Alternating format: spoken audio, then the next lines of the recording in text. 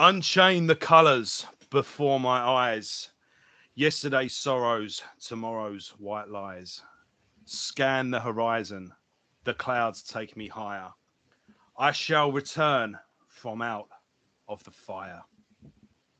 Tears of remembrance and tears for joy. Tears for somebody and this lonely boy. Out of the madness, the all-seeing eye flickers above us to light up the sky. Hello, hello, hello, and welcome to a new edition of Maidencast. I'm joined by my hetero life mate, my brother from another mother, Luke.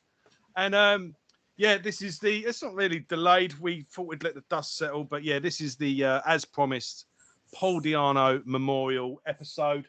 Yeah. And we're just going to, share our thoughts and reflections on Paul and his life, his career in and out of Maiden. And I guess really we went to the Paul Di'Anno memorial show the night before last as well, so it's fresh in our minds. And yeah, we're going to get the ball rolling as well. We've got a few ideas what to do with Maidencast, and we thought we would more or less put it on a shelf and just revisit it when necessary. But we've had a couple of ideas to get it going. So who knows? Maidencast might become a bit more of a regular thing.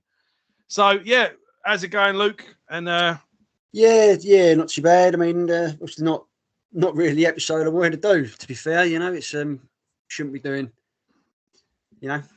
No. A memorial edition to anyone. You know, it's a bit of a fucking bummer. But, you know, it is what it is. And you know, everyone in the world's had their two penneth to say now, haven't they? I mean, all the people who knew him saying nice things about him. You know, all the people who didn't know him, like the Daily Mail, fucking slagging him off because they're a bunch of cunts.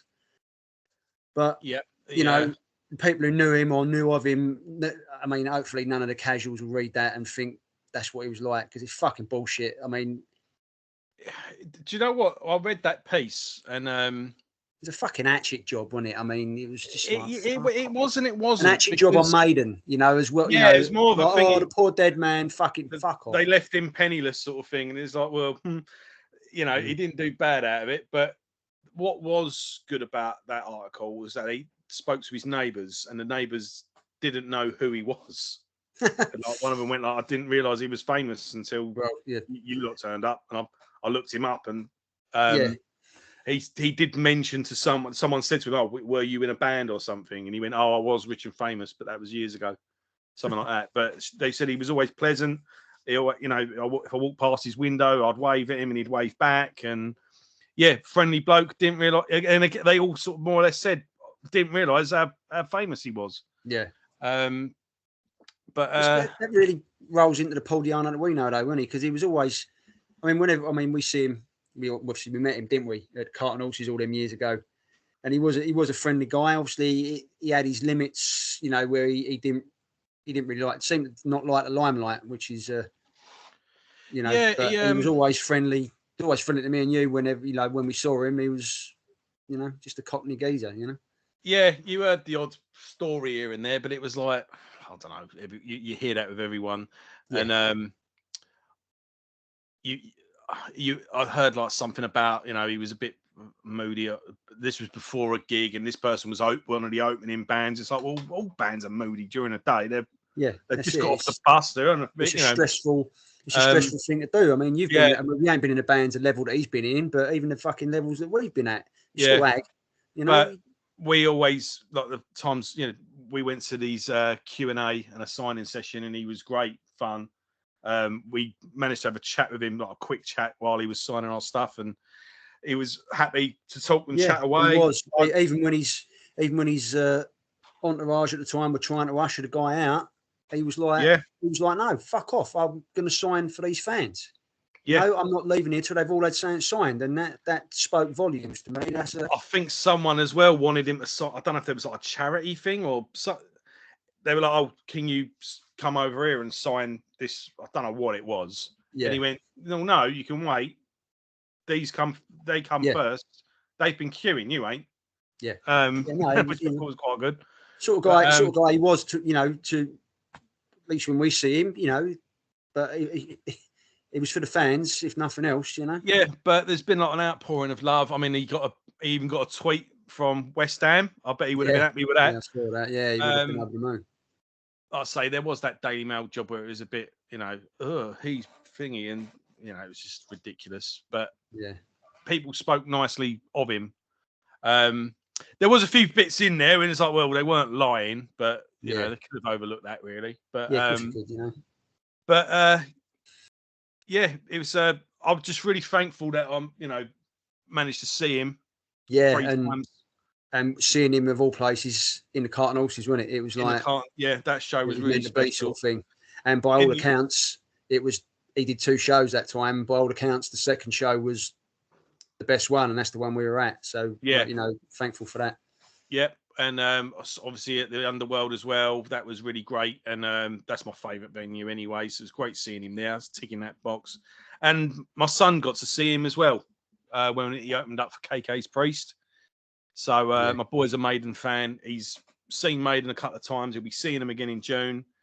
He's seen Paul and Bruce in their solo acts.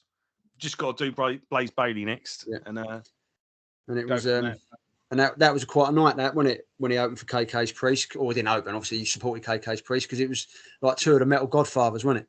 Together, KK and Paul. In between the thing, his face did light up. He kind of looked up and took it all in, and I do think he massively contributed to the ticket sales that night. I do think. Oh yeah, KK's Priest was good, but Paul opening for it. Chance to see Paul Di'Anno, exactly. It's hearing those songs with that voice. It don't happen. And he was smashing it that night. Shepherd's Bush especially, he was hitting high notes, wasn't he? And there was a couple of times as well during the Cart and Horses when remember Tomorrow, wasn't it? And we looked at each other and we were a bit like, oh, is he? Oh, this could be a row. And then he fucking just like, as the Americans say, out the park, like, Yeah, and the thing is, the only reason we doubted it is because he said it was going to be rubbish. He was like, "Oh, bloody hell." That's it. Yeah, it was. Yeah, I'll probably balls this next one up, and that was the thing as well. He always had a bit of Cockney, humour in between all the songs. He was self-deprecating. He took the piss out of himself. And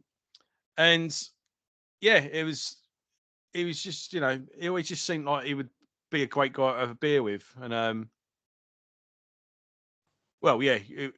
Yeah, I mean, to be fair, we pretty much did at that. I wouldn't make any plans for the next day, but yeah, like that story they were telling on Thursday, wasn't it? Because at the memorial show, it was the same bill, and obviously his backing band, which was the tribute band High on Maiden, and they basically just played, and in between they were like stories and anecdotes and all that. And what was it? Fucking the singer from Gypsy's Kiss. He's like, they was about 4 o'clock in the morning, and they was having a nightcap, and he said like, we'll get a pint and we'll have a.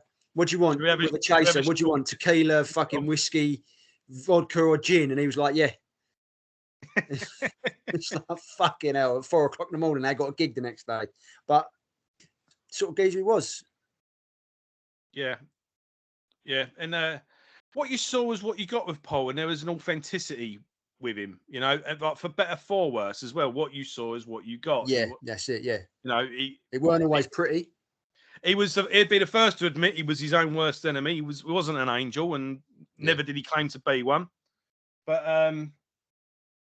yeah, it's just a shame, because it is tragic, because I don't know. It looked like we finally got to that finishing line. That leg had really took a toll on him. It looked like his other leg was damaged as well. You know, because if he's off his leg all this time, he's put all the weight on the other leg, and then that leg's going to go. And it looked like the operation was finally coming up. I don't really know the details about that, but yeah, I don't know. There was something. He was talking about it on stage, wasn't he?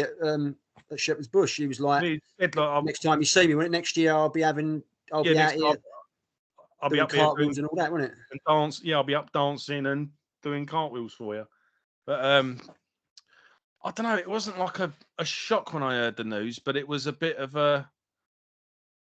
It's like he ran out of time, It's like it was a weird one.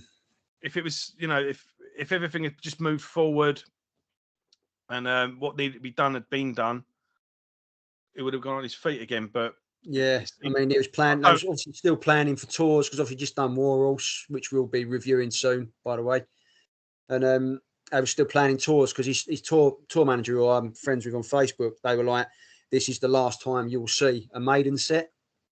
Yeah. Paul's going to keep them in reserve for festivals and things like that. Not next time he goes out on a tour, it will be Paul Di'Anno career. There'll be Maiden songs, there'll be Battle Zone, be Killers, be fucking what was it, Architects of Chaos? Yeah. You know, there'll be like Warhorse a lot. So it was really going to be. He was trying to put it. Well, when he make his toured peace with with it and then move on. Chaos, yeah, it was Architects of Chaos, and there was a couple of Maiden songs at the end of the set, but not two. Yeah, I think to be fair, if he'd have gone out and done a set that didn't have Maiden songs in, he would have got fucking killed. Yeah, which is a thing he hated as much as he loved, didn't he? I think he was always trying to define himself. It seems like it was a blessing and a curse. Funny enough, yeah. I mean, whereas Dickinson can go out and do a solo tour, and no one would give a fuck if he didn't play a Maiden song. Paul didn't have that luxury, and it was a bit of a shitter for him, because as you know, when he solo career, when he got it right, it was fucking amazing. And yeah, I can't remember where it is in here. I started going through the Beast again, and there is no way this would ever get printed today. He said Maiden is a blessing and a curse. He went, because it gets my feet in the door, but once I'm in the door, I can't. Yeah, it's because it gets me in the door with a record company, but all the record company does is compare everything to Maiden and wants the success of Maiden, which is fucking stupid, because Maiden was like because of X Iron Maiden, so I'm there. But then I think people want to hear Iron Maiden songs. I don't know. Blaze managed to shake it off, but yeah, I mean, comparing, trying to, like you say, they were comparing everything he did to Maiden, and it's like, that's bollocks, because Maiden were lightning in a bottle. Yeah, they were like Pantera. They bands like that come along once every fucking 40 years. And it weren't right in being constantly held to that standard. Yeah, I mean, I'll read a little excerpt from the book. Speaking of Careful, Maiden, you get us cancelled. Yeah, and right, so this is chapter 3, and this is, until my dying day, my name will always be associated with Iron Maiden. There you go, I've said it. A lot of people have said it to me, and it's been both a blessing and a curse. My various escapades since have only added fuel to the fire. I'm not knocking it. It's probably why many of you are reading this book, and it's certainly fed my kids over the years. Okay, you're saying, especially if you're an Iron Maiden fan, God bless you, I'd be nothing if it wasn't for Iron Maiden. I'm still living off it now, etc., etc. Paul Di'Anno, ex-Iron Maiden. You can't mention me without mentioning them. Yeah, I know. Well, okay, they've helped make me what I am. But here's one very important factor here. A little fact everyone seems to forget, and that is, I bleeding well helped make them where they are. Yeah. Start that again, shall I? I bleeding well helped to make them what they are and all. This is all in Cockney as well, by the way. Yeah, so I can say, yeah. Whether they like it or not, I was a vital part of Maiden. I helped create the monster, the same monster that came to dominate the rock world. All right, they always had musicianship and songs. They were always going to get somewhere, but I was the missing ingredient, the front man who packaged the whole lot together on stage and on records. I was the face of Iron Maiden. They'll always be a part of me, but I'll always be a part of them too. On one hand, it's opened up the world, which I could never have dreamed of back at the oil company where I worked. Back then, I lived for going out on Friday and Saturday night, getting pissed, getting laid, and that was it. I've travelled the world, made loads of money, spoke to lots of women, put loads of stuff up my nose, and generally had a bloody marvellous time. Thanks very much. On the other hand, it's given me a lot of heartache, stress, grief, frustration, anger, even violence. Whatever I've had out of the deal, I've paid for in spades, believe me. And yeah, there's a little bit there that then goes on to the talk about Maiden. But yeah. And I mean, and to be fair to Maiden as well, when they did their thing, when they did their press release, they obviously recognised the fact that they ain't on the journey they're on now without Paul Di'Anno, and anyone who's got eyes and ears will acknowledge that fact. Yeah. Because, like you say, they were. Steve was always writing bangers, but Paul's voice was. it's what set them apart, because otherwise they sound just like Judas Priest. Yeah, Dual guitars, longer songs, blah blah. But Paul brought something unique to the mix, and it was like, fucking hang about. Like we were saying the other day, Sabbath invented metal by accident. yeah, Budgie invented the sort of metal that metal is known for today, i.e. the dual guitars and all the rest of it. Priest took that and ran with it. yeah, But just as it was coming to where you think, Maiden went, hang about, we're going to do that, but we've got this.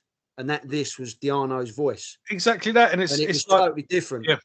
And it just, and then from then it just went, Yeah, so I was seeing an interview I told you about with Jeff from Possessed.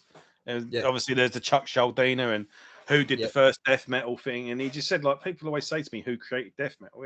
We all did. Morbid Angel don't sound like Obituary. Obituary don't sound like Cannibal Corpse. Possessed don't sound like Death. Death don't sound like...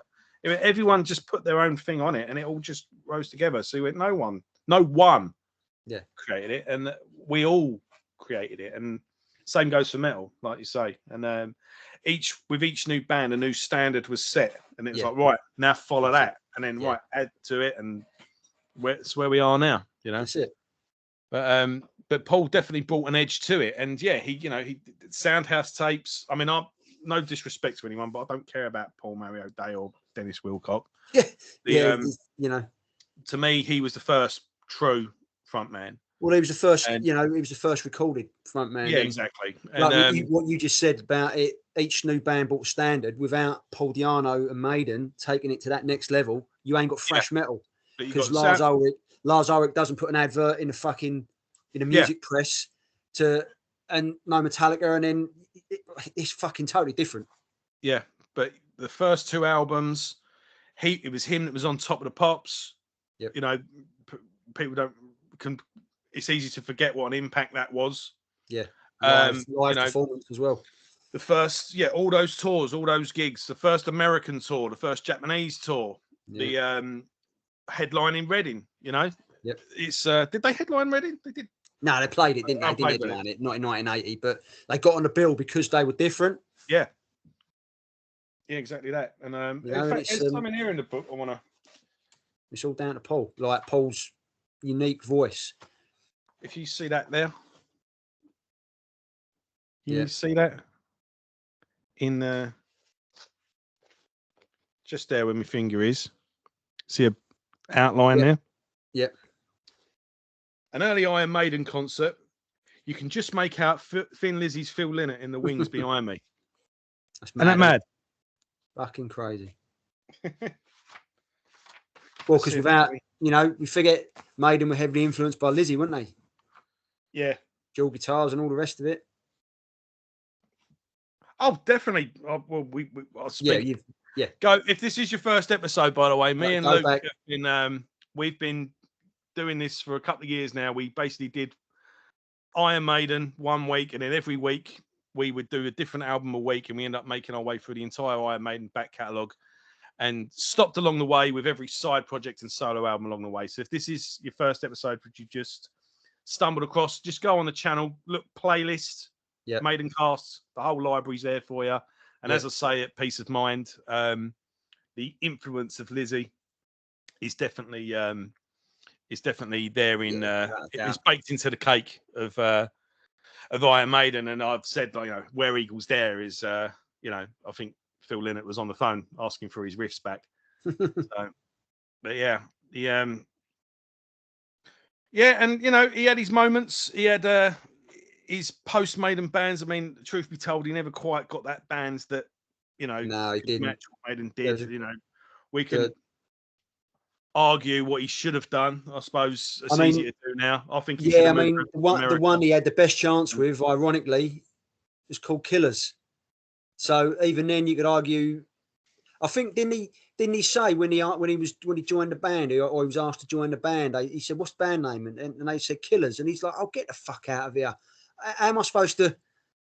What am I supposed to do?" I think one of them come up with the name Killers. Yeah, and he went, "Well, no, it's a cool name, but." And they went, "Well, keep thinking of a better one." And he went, well, "No." Yeah. That's it. But that first one, Murder One is Murder One, fucking hell! From track 1 to track 10. I've got a I got a Wall soft spot bangers, for the mate. first Battle Zone album.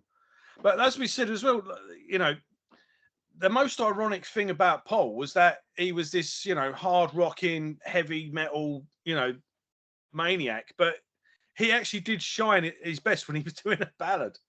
Yeah. And it was always like, even on the Battle Zone albums, it was like the slow song was the one where he really went for it. It was like, this is one of the best songs on it. Even on Killers, even on Menace to Society, which was obviously the Killers follow up, which weren't all that. The slower songs on there, the song for you and all that, question mark. His vocal performance was nothing short of awesome. Yeah. He was just trying to be a bit too much like Phil, wasn't he? And it just didn't work. But like I say, I love. Yes. Oh, fucking what a song that is. And I will still maintain to this day that the Killers version of Remember Tomorrow is the best recorded version ever. Or best version ever. Live, fucking recorded. That version is amazing. And that is the one if I listen to Remember Tomorrow now, I'll listen to that one. Yeah. Because they made it, they changed it. That was Paul's song as well, you know. Like he's got, you know. He had a sentimental meaning to him. Yeah. It was something, you know, it was a tribute to his granddad. Yeah. And along the lines always became a tribute to Clive, didn't it? Yeah, it did later on. And he speaks quite fondly of Clive in that book as well. Yeah, I think I remember when we did that Q&A with him, and I sideswiped him with that question about you going out on tour. It's your final tour, money's no object. Who's your backing band? And I remember him going, fucking hell. So how am I supposed to answer that? And he picked up, didn't he? I think he had Lemmy on bass, Dime on guitar. He had Rob Alford as second singer. And then he had Clive on drums. Yeah. That shows how highly, he said, how highly he rated Clive. He loved Clive. And he's any drummer in the world he could have picked for that theoretical band. He's like, nah, Clive. They were boys. Yeah. You know? They were definitely boys. And they're rehearsing together right now, I would hope. Yeah, hopefully Smashing out some tunes with Dime and that. Be pretty good. Yeah. Yeah. And Cliff. Lemmy, fucking hell. Yeah, I mean, Christ. The sort of band you can put together. Fucking hell. So yeah, we went to the memorial show the other night as well, and it was a good atmosphere in there. It was I think it was booked. I can't say it was booked anyway, because it would have been sold out anyway. Yeah, no, I mean, it was obviously it was part of the tour, wasn't it? And they did the Manchester show and the London one for people who couldn't get down south and whatever. They did both of them was the memorial nights, and they basically kept the opening band, Electric Gypsy, the Brazilian guys. They're they're phenomenal. I haven't checked them out. They're proper fucking. Yeah, they opened at the Underworld show last time. Yeah, they're a bit more like sort of Guns N' Roses, like a bit more rock and roll. Yeah, but that singer's got some pipes, man. Yeah, he can do anything. And he came out and did about 3 numbers. Well, he came out and did Killers and did it perfect. Oh yeah, did Phantom of the Opera as well, didn't he? Yeah. Did he do Remember Tomorrow? Yeah, he did do Remember Tomorrow. He did. Yeah, I mean, did Strange World? That Kyle Strange World was the guy from. Yeah, so he had. Guy we didn't know the fuck he was. I forget who the guy's names, but you had. Basically, we're getting ahead of ourselves. The premise of the night was it was Electric Gypsy played their set. Yeah. Gypsy's Kiss played their set, and each throughout they were telling stories of Paul and all the rest of it. Great to see Gypsy's Kiss. I was mad. Seeing the first name on the Maiden family tree. Yeah. And to be fair to them, they're pretty good. If you like your old classic rock, you know, a bit proggy, bit whatever, you know. Oh, I'd like to have a beer. I wouldn't mind having a beer with that singer Gypsy's Kiss. He seemed like he was a right laugh. Yeah, he came out, didn't he? Yeah. Right, well, the last band was all load of young folks. Went, the old fuckers are on now. Yeah. It was like, this next song was from 1974. Who here was alive in 1974? You know, he was joking all the way through it. But yeah, I'd like to have a beer with so they did their sets, and then the Paul's backing band, which was High on Maiden, they basically did the set that Paul would have done, but with different singers. Like you had the Electric Gypsy guy, Gypsy's Kiss, and varying others. They even had Paul's, the guy who was singing. It was like, who the fuck's this geezer? And it was his drummer, wasn't it? From Paul's drummer, yeah. And he was pretty good. He was good. Obviously, Gypsy's Kiss singer. Then got a Yeah, guy from ION Maiden. Iron Maiden. Iron Yeah, Maiden. he smashed So, it. He was really good. yeah, he come out and did But about. I'd have to want to check them out because I It haven't was him seen that them. did Strange World, wasn't it? Yeah, it was. Well, I looked them up, and yeah, there's a couple of clips. Excuse me, they do the whole shebang. He comes Yeah, out, trooper with the old thingy jacket on, with the flag and brilliant. that. Yeah, he Nice. goes for it. So that's possibly what we must have to do. We just must go watch Iron Maiden tribute bands and tell Yeah, you you get to see songs you don't normally see. to just review them all. Which one's the Yeah, best why one? not? But yeah, and then but so it was they played for a while, didn't they? I think the only thing they didn't play was fucking Prodigal Son, wasn't it? Yeah, yeah. I mean, More or Another less, yeah. Life, Innocent Exile. It was like fucking hell, what Drifter Drifter, yeah. I mean, they ended with Drifter, didn't they? opened up with Sanctuary. Yeah. Yeah, everything you wanted was there. I didn't feel shortchanged. Did Prowler, didn't they? No, it was Charlotte the Harlot. Yeah, fucking everything. Strange World, I wasn't expecting. I would have thought when they did Iron Maiden, I would have thought they would have got all four of them out. Yeah, you would have. It would have been a thing, wouldn't Yeah. it? But I suppose they were doing it. I don't know why they did. They were doing it on the fly, weren't they? But it was a really good send off for Paul. It was a really good atmosphere, and yeah, it was a good send off. Really, I'm glad we went to it. Yeah. No, it was a good night. And like I say, it was a good way to send the guy out. Everyone at the end was all chanting his name, weren't they? It was fucking 300 pissed up Gumbies. I mean, Paul would have loved it. Yeah. Do you know what I mean? Everyone was mashed except me and you, and it was just good fun. Yeah. The bands were on fire. Bands were on fire as well, yeah. But that Iron Maiden's two guitarists. I mean, they are fucking. They're fucking. They're animals, mate. Different people. On a bass player as well. Bass, yeah. But yeah, there's a couple of different bass players. But you got the main one, didn't you? But yeah, Chris Dale come out, didn't he? Bruce Dickinson's from Skunk Works. He came out and he tore it up. He looked like he was having the time of his life. He come out with Poldo as well, didn't he? He did. No, that was at the. That was at Shepherd's Bush Empire, wasn't it? Yeah, it was. Yeah. Yeah. But no, it was. You say, yeah, it was a good night, and for anyone who wants to obviously catch the old songs, I would recommend High on Maiden, thoroughly. And having seen the singer from Iron Maiden, I would recommend them as well. I mean, but they do them songs justice, and yeah, I think we'll close then. We'll just start going through some of the highlights of Paul. I think, I mean, for me, Iron Maiden and Killers are two perfect albums. Yeah. I mean, it's what I said to you. I love every note on all of them. Yeah. What I said to you the other night, wasn't it?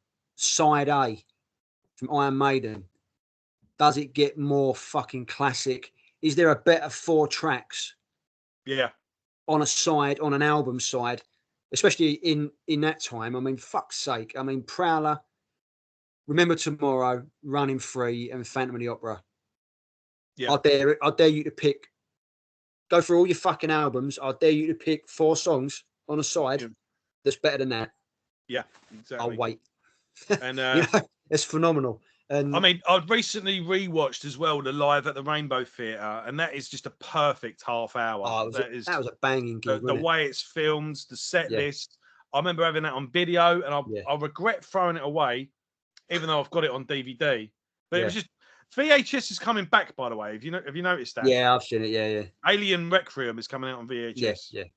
You started getting certain horror films and that, like on the website, you could order a lot of limited edition VHS on it, and some people started collecting. Yeah, same as cassette, though, isn't it? It's like for some reason people want shit quality, but whatever. But yeah, it had a really cool cover because it was Eddie smashing a guitar into the jumping the audience guitar. But yeah, I mean, it's on YouTube. Check out Iron Maiden Live at the Rainbow Theatre, and you'll see exactly why that band set the world on fire. Yeah. And if you want some fucking early footage as well, I don't know if we've on what was the 12 Wasted Years video. It became part of I think it ended up on the early days part 1 release. But it was some good. I don't know about if it was a full gig, but it's extended because on 12 there's some good live footage and some interviews with Paul on that. Yeah, he's around a pool table, wasn't he? Like proper young. recounting some stories. But if you want to see some good old footage like that, check that out as well. Yeah, you got them live at the Ruskin Arms, but I Yeah. think that got extended on the DVD as well. Don't know if it was the full gig, but close enough. Close enough. But yeah, if you are, if you are new to Maiden, or you're, with Paul's, look, dying does wonders for your career. Let's tell it how it is. Let's not fuck about it. Yeah. And if you only ever really knew Paul because of Iron Maiden, and you were curious about his post-Maiden endeavors, you can't go wrong checking out this. This has just been released as well. Yeah, we'll be doing a review of that as well. So, but the Book of the Beast, I mean, it's just a compilation of his post, of his solo stuff. I think it was released purely to, like we were saying, he wanted to bookend the Maiden thing. It was to move forward, and this was the thing, wasn't it? Here's what I'm going to be doing. There is a little thingy from Paul here. So we're going to review it, and you might as well save it. I know, it's just like an introduction, really. And he was basically saying, mind you, he's got a bit of a write up here. Actually, this is all. Yeah, he basically just said, I feel like my solo stuff has been overlooked, and I thought this was a good time to put a selection of songs together. Yeah. You got a couple of Killers songs, a few Battle Zone songs, and there's a couple of songs from his solo album Nomad.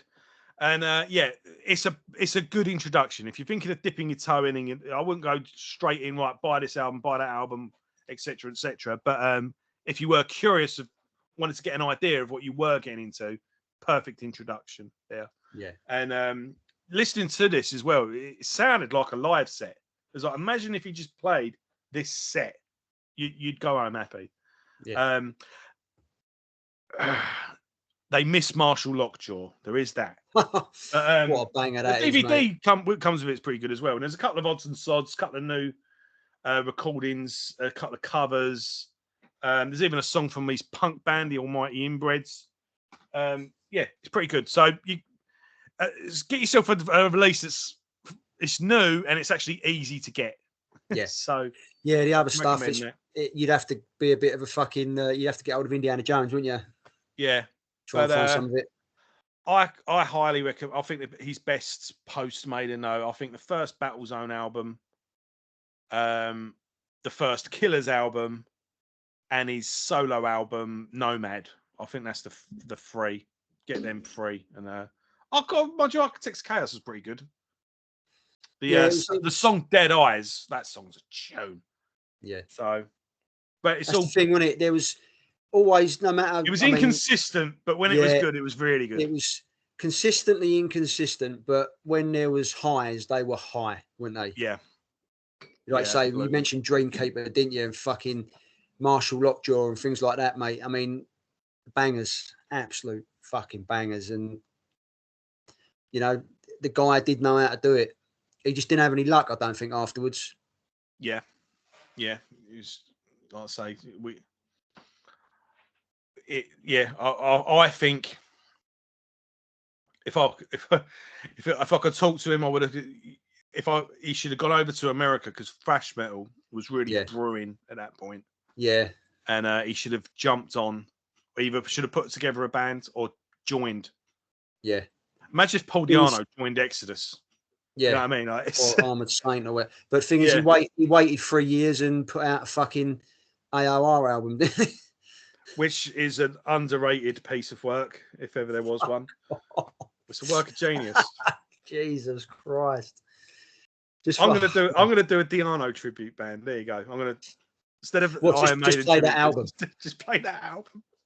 That'd be brilliant. My God. He even gave us that. He gave us. So, and like I say, there's endless interview footage.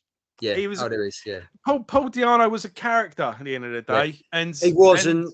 There aren't many characters. There aren't many. Left. Exactly. Yeah. It was a lovable rogue, and we all love a rogue. That's it. Yeah. No, you've hit the nail on the head there. He was a character, and he's one of the last. He was one of the last remaining characters in metal.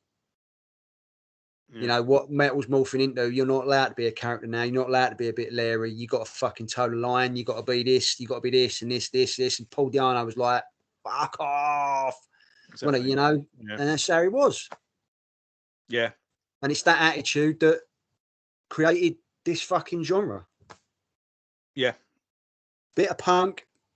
Shh, don't say it too loud. But a bit of punk, just in the right mix, and it set it up. Well, the thing is, punk was about authenticity. Yeah, it was about it was raw energy. Yeah. It wasn't about. A lot of people think, oh, it was just about let's just play. It doesn't matter about being good at music, and it's like, well, that weren't the point. It wasn't like just play any old crap. It was like it was anything. It was a rebellion against prog rock. Yeah. And you know, old Grey Whistle Test was having these 20-minute long songs with some guy on a flute going, you know, and it was just like, no, we want, you know, it was just like what the Who had did a generation before. That's what punk was, you know. And one of the biggest myths in music is that the Sex Pistols couldn't play. Oh, Steve Jones had riffs coming out of his ears. Yeah, you know. So, but yeah, he did bring that. He brought that raw punk edge. He brought he started from ground zero. He grew from the street up. He was just walked into a studio with a bunch of mates and just went for it and carried on going for it, you know. And like I say, there was an authenticity to him that you just don't get now. It's not encouraged now. He would. No, it's not. You wouldn't get past the finishing line. You wouldn't even get in. You wouldn't get fucking line there. No, you wouldn't even get the fucking exactly. It wouldn't happen. And but yeah, hopefully metal's too nice at the minute, and he bought a bit of nasty. Yeah, but hopefully he's jamming with Clive. Dimebag met him at the gates with a black tooth, and hopefully he's with Phil Lynott and Lemmy and Alex Harvey, one of his heroes. They're raising hell, aren't they, at the minute? Yeah. So here's to you, Paul. Yeah, I think many of you go, mate. You fucking rest in power. And with that, folks, I think we've come to the end. So give us a comment. Let us know what's your favourite memory of Paul. What's your favourite Maiden song? Leave them down below. Yeah. What's your favourite non-Maiden Paul Diano song or album? Did you ever see him live? Did you ever, meet him? Did you ever, have you got a Paul Diano story? There must be plenty of Paul Diano stories. Yeah, And we'll be back next week. We've got a couple of albums that have slipped us by. So next week we're going to be doing Bruce Dickinson's The Mandalorian, the Mandrake Project, and then we'll do Paul Diano's Warhorse, and then we've got a few ideas for Maidencast, which we're going to do, and we'll go from there. So thanks for watching as always. If you're new to the show, check out the library, go back to the beginning, and we shall see you all soon. Take care, folks. Take it easy.